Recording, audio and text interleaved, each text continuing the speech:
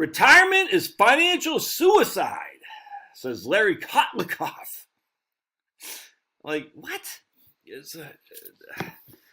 Larry had written his book with Scott Burns back, I don't know, 2007 or something like that. And this was a fundamental book for me to read. And it really helped me change my my financial planning skill set. 100%. One of the most important books of my life. I get notes upon notes on here. You know, notes with just page numbers reference. Just such a... Now, I've recommended this book so many times. And this is because it was just common sense stuff, man. And I'm not going to get too deep in it, but the idea of consumption smoothing, which a lot of people don't recognize. And consumption smoothing is simple. Josh, you got 4 kids at home. You know what I'm saying? Your wife stays home. You got a big fat mortgage. You got heavy bills on terms of property tax, on terms of auto insurance because you got 4 kids. Costs of, to feed the kid, whole thing. So your consumption is way up here, all right? And when you retire, it's just you and your better half. Your consumption will be way down here. So what we want to do is smooth it. Smooth it, so that way you're not saving. I cannot stress enough. That doesn't mean reduce consumption now, but it just means, look, don't kick yourself in the butt that you're not saving enough, because in the future your your needs will be so low that to base your future needs on today's consumption expenditures is just freaking idiotic, man. Because by then it'll be me and Shar in a 3-bed, 2-bath house, a whole hell of a lot less on property taxes, a whole hell of a lot less on auto insurance, a whole hell of a lot less on food, on clothing, on all the day-to-day stuff that we're spending now. Why? Because it'll just be us empty nesters. That's it. Now, will we spend a little bit more on travel? Probably not, because it'll just be she and I, as her and me, whatever. And we're not going to be, when you got to travel with 6 kids, that ain't cheap. Or 4 kids, a family of 4, 6, that ain't cheap, man. And then you got to feed them the whole thing. So our travel probably go down. I don't eat out that much anyway. And so that's not going to all of a sudden go up that much. So the idea I got to base my retirement plan on my consumption up here it's just freaking stupid. And that's what this book said. That's why it's so fundamental.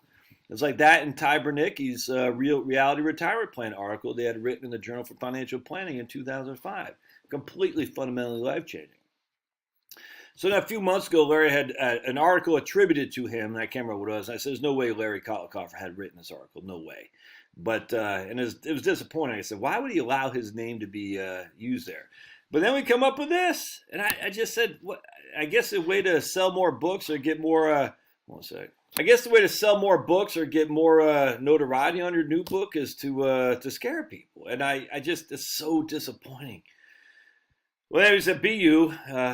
The most famous grad from the BU, Boston University Economics Department is AOC, that famed economist. Anyway, I don't want to use that to bash Larry, but I kind of chuckle. A guy from Boston University whose most claim to fame from the economics department is AOC. Larry, the brash BU economics professor and social security expert, doesn't mince words. And look, Larry, he called Trump supporters white supremacists back in 2016. And, that's freaking idiotic. But see, I'm unlike the liberals. I say, all right, well, I'm open-minded to chat with people. And I actually interviewed Larry in 2018, one of my first interviews I ever done. It was great. And even though I was a Trump supporter, and I still would support him over Snippy Joe for sure. But, the idea that, I'm a white supremacist. It's like, oh my God, I can't talk to Larry because it's just stupid. It's ways to get your name out there. I don't know what else to say. Like, it's just dumb. Anyway, so Larry says, we Americans are financially sick, he writes in his new book. See, that's the whole point. New book, I got to get I got to create some kind of aura around this book. I'm going to say, you're going to die. My next book, I'm going to write a book. If you eat carrots, you will die. And then everyone will buy it because like, what? Carrots? All right. So he says, as a group, we undersave, underinsure, underdiversify, pay for bad investment advice, relying on dying early, retire too soon, take Social Security at the first chance, free far too little equity trapped in your home, borrow to invest stocks, convince ourselves that stocks are safe long term, and we live house poor. It's so...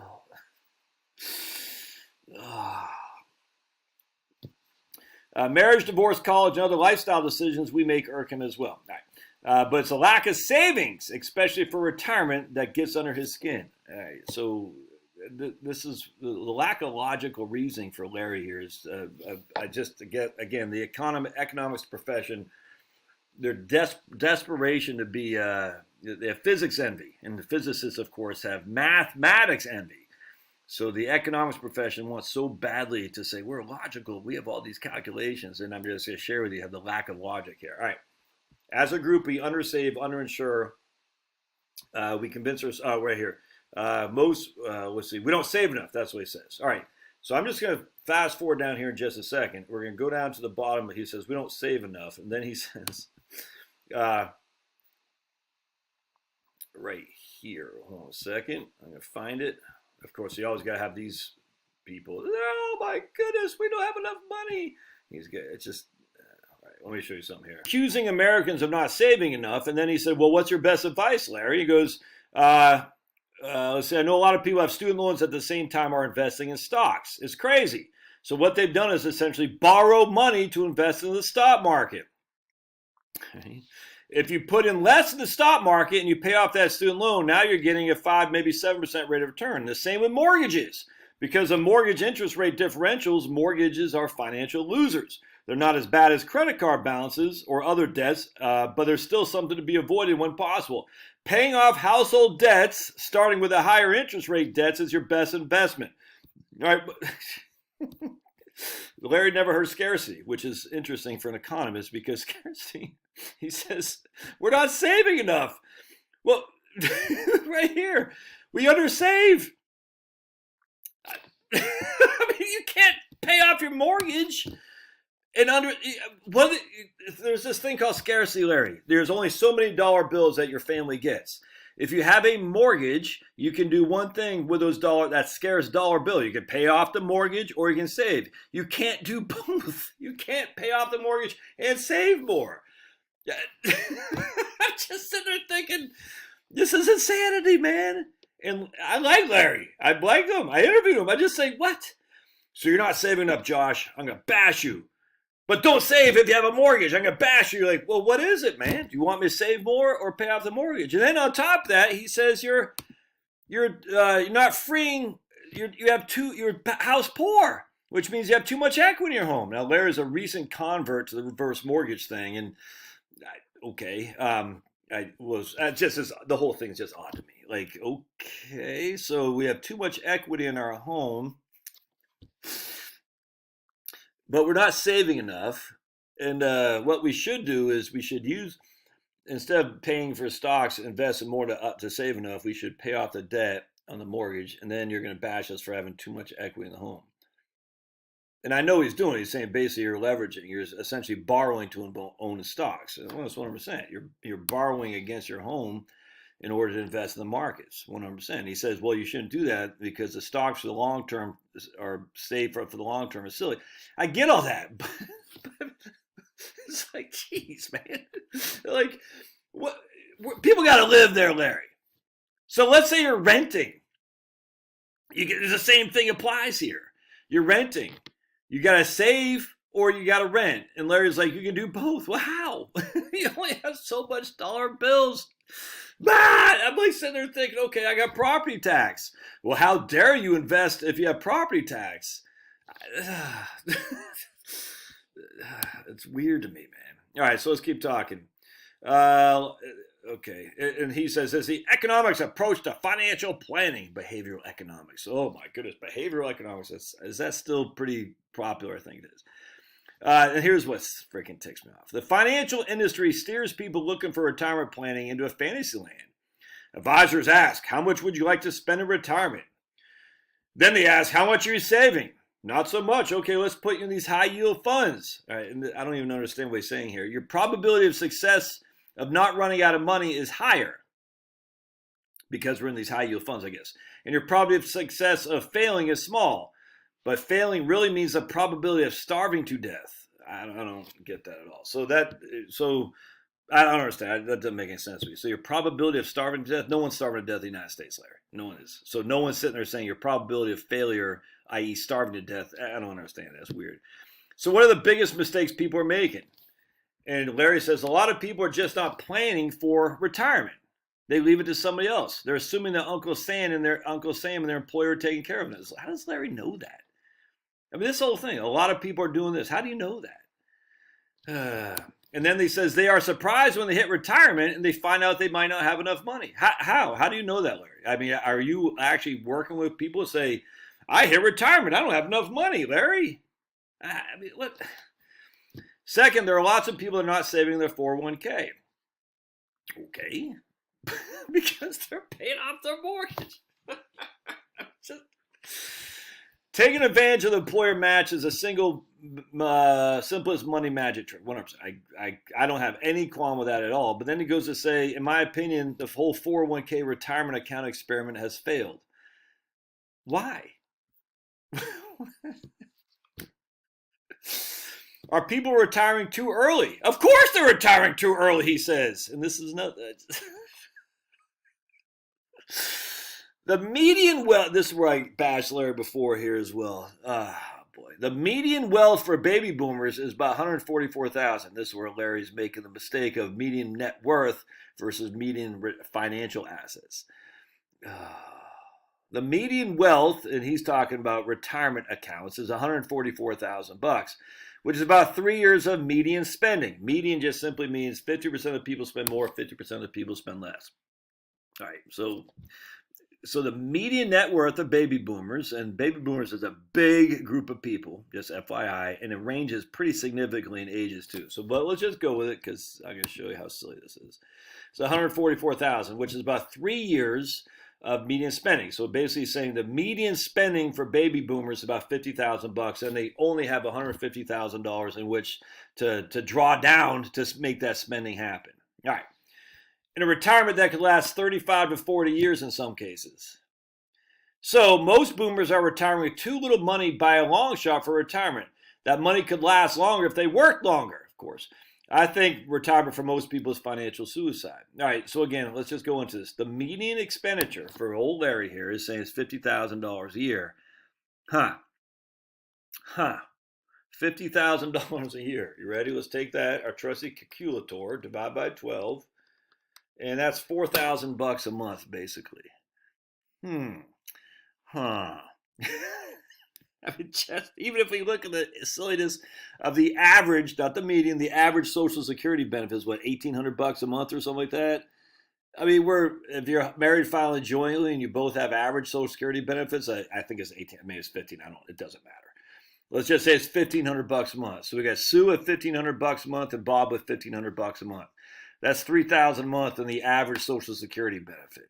The median expenditure is $4,000 a month. So we need $1,000 a month from our portfolio, which is Larry knows this because he is truly a Social Security expert.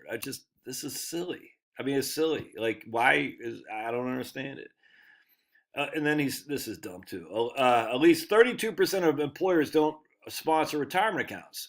And they're employing a good chunk of Americans. So Larry, again, is making the fallacy that without a retirement account from your job, you can't save for retirement. It's freaking idiotic, man. There's these things called brokerage accounts. Anyone could open a brokerage account. You don't need to be part of a plan. Now, you might not get an employer match. Well, welcome to the world of small business there, Larry. A lot of small business entrepreneurs can't afford to pay for other people's retirement, never mind their health care. And then we have a lot of people with just more pressing needs. They got to pay for daycare. They got to pay for the mortgage. They don't feel like they can contribute. Interesting. So again, Larry is saying, see how illogical this is? They're not saving enough because they have more pressing needs. So stop saving, instead pay off your pressing needs. And then Larry's going to hit you over the head for not saving enough. It's stupid.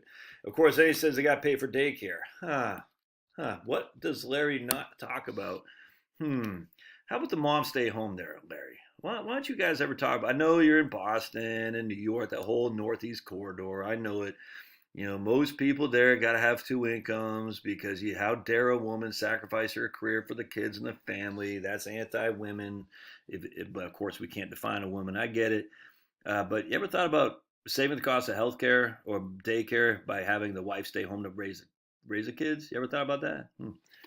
That's something to think about. I don't know. Just something out there. But no, I'm not going to talk about that because that would be, how dare you? I want to lean in, whatever that Sheryl Sandberg's name is. I want to lean in.